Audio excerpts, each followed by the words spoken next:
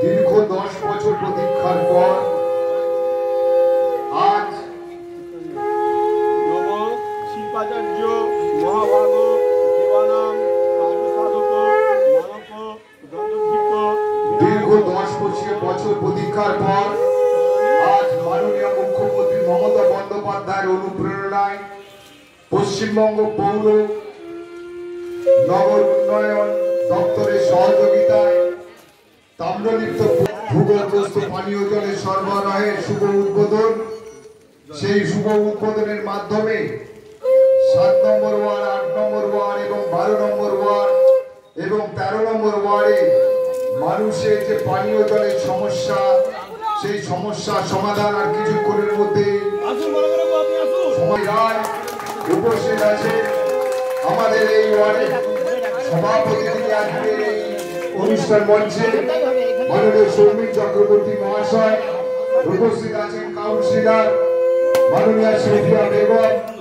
আছেন স্বস্তিকা দাস মহাশয়া, আছেন তৃপ্তি ভট্টাচার্য মহাশয়া, আছেন এই জল দপ্তরের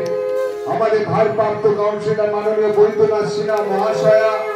আছেন 7 নম্বর ওয়ার্ডের কাউন্সিলর মাননীয় চন্দন দে মহাশয় এবং আছেন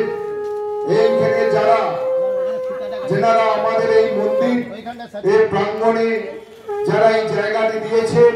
সেই মন্দির কর্তৃপক্ষের সমস্ত বিশিষ্ট ব্যক্তিবর্গরা উপস্থিত আছে। আমাদের পুজো আর্চার মাধ্যমে আমরা পুজো করলাম আমাদের এই ভূগর্ভস্থ পাম্পে। এরপর আমাদের